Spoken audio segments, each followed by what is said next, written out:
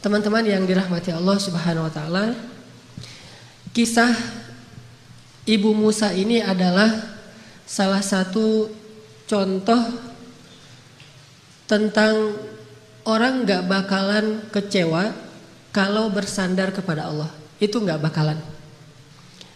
Bahkan kita bisa bilang mustahil. Mustahil seseorang itu kecewa gara-gara berpegang, bersandar, menyerahkan dirinya kepada Allah. Itu mustahil.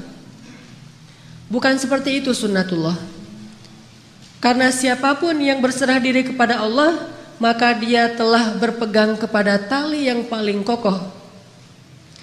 Wa man yuslim wajhahu ila Allah, wa man yuslim wajhahu ila Allah wa huwa muhsin faqad istamsaka bil urwatil wuthqa wa ila Allahi aqibatul umur. Siapa yang menyerahkan dirinya kepada Allah dan dia senantiasa berbuat baik, maka sesungguhnya dia telah berpegang kepada tali yang paling kokoh dan kepada Allah segala urusan dikembalikan. Jadi nggak ada orang yang kecewa kalau dia berpegang kepada Allah. Masalah apapun, masalah rezeki, masalah jodoh, terutama yang kedua.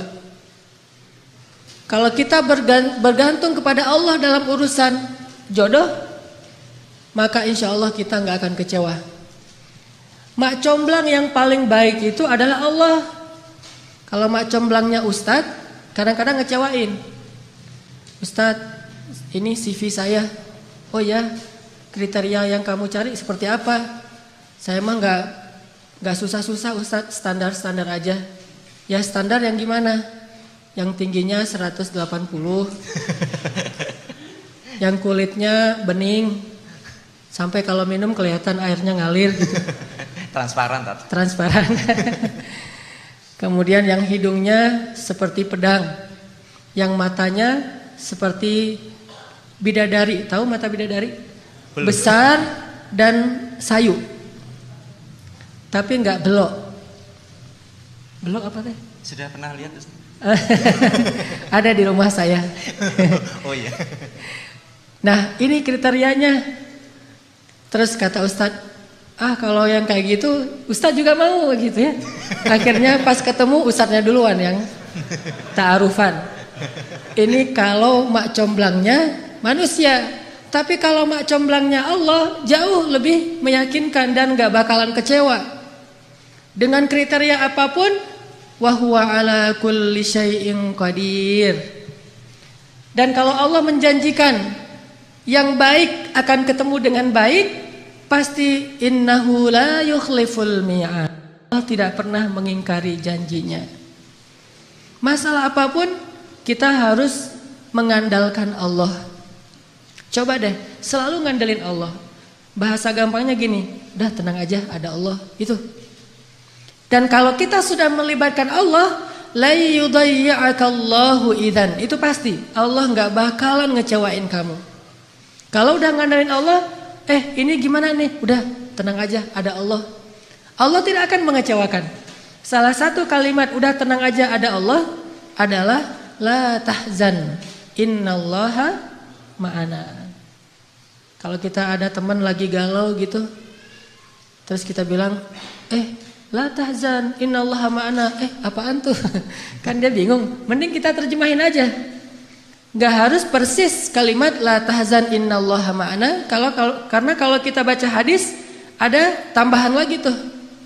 Kata Nabi kepada Abu Bakar, ma dhannuka bisnain, Allahu thalithuhuma. Ya Abu Bakar, kenapa kamu berpikir kita cuma berdua padahal Allah yang ketiga? Kalau dalam ayat la tahzan, innallaha ma'ana. Kalau bahasa kita, woles bro. Woles, tenang aja, ada Allah. Santai bro, karena ada Allah. Itu bahasa Arabnya la tahzan, innallaha ma'ana. Andalin Allah dalam masalah kita. Ada masalah apapun, serahin aja sama Allah. Bismillah, la haula wala quwata illa billah.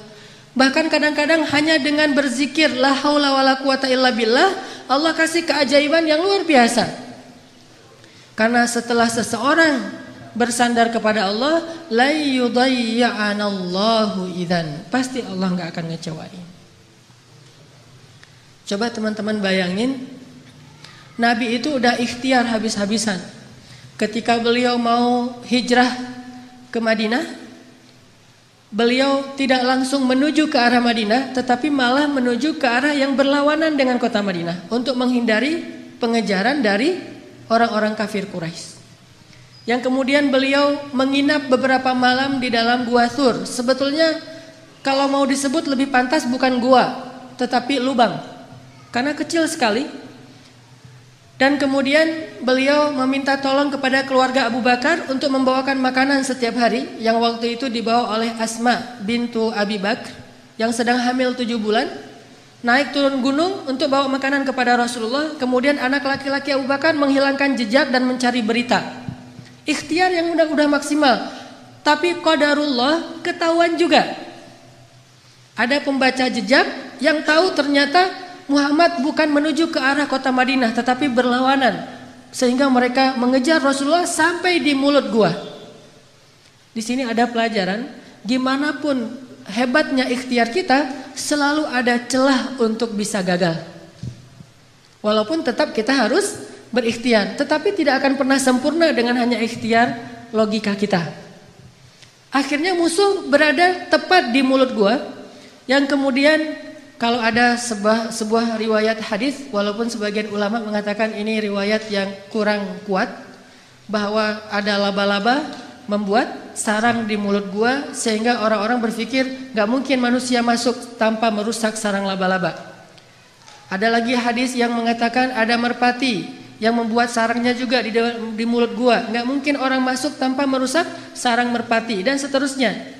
Tetapi di atas semua itu, Allah Subhanahu wa ta'ala lah yang menjadikan pandangan mereka tidak mengarah kepada Rasulullah sallallahu alaihi wasallam dan Abu Bakar.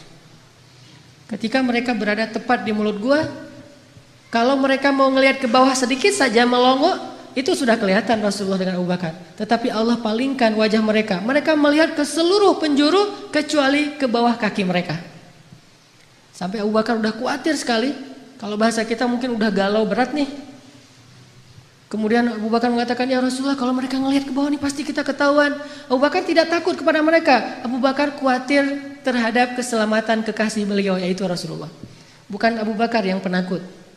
Apalagi Rasulullah. Hanya khawatir terhadap Rasulullah. Jangan-jangan kan kalau ketahuan Rasulullah akan disakiti. Dan Abu Bakar gak rela banget Rasulullah ada yang menyakitinya. Sehingga Abu Bakar galau berat, khawatir sekali.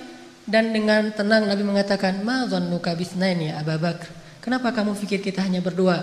Allahu tsalitsuhuma, la tahzan, innallaha ma'ana. Dengan kalimat itu akhirnya musuh tidak melihat ke arah mereka dan Allah berikan keselamatan bagi mereka.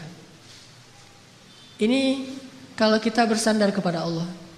Setelah selesai Rasulullah dan Abu Bakar menginap beberapa malam di Gua Thur, lalu melanjutkan perjalanan ke kota Madinah, ternyata pengejaran terhadap Rasulullah itu belum selesai.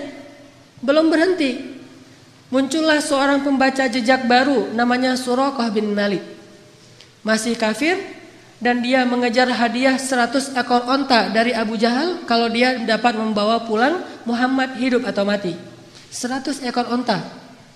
Teman-teman tahu harga 1 ekor onta?